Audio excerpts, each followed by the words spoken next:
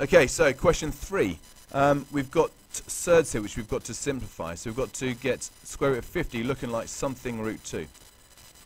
So if we say that root 50, if we break that down into two numbers that multiply together to make 50, and one of them is going to need to be 2, that's going to be square root of 25 times the square root of 2, which we can simplify down to 5 root 2.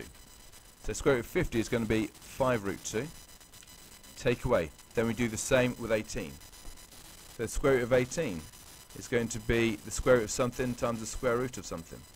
Now one of these numbers has got to be able to be square rooted, so if you do square root of 9 times the square root of 2, that's going to be 3 root 2.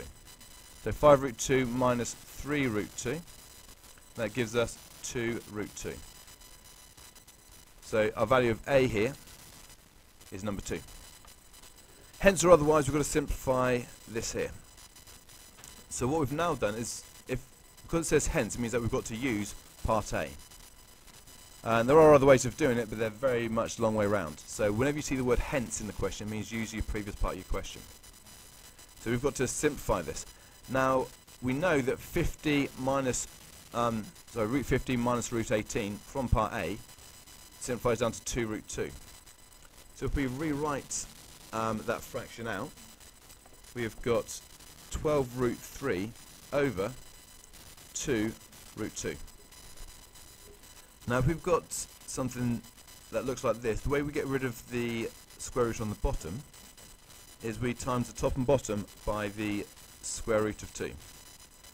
So we're going to times the top by the square root of 2 and the bottom by the square root of 2.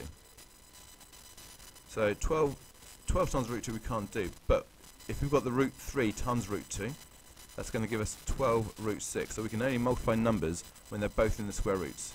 So square root of 3 times the square root of 2 is the square root of 6. And we've got 2 times the square root of 2 times the square root of 2. So square root of 2 times the square root of 2 is the square root of 4, which again simplifies down to 2.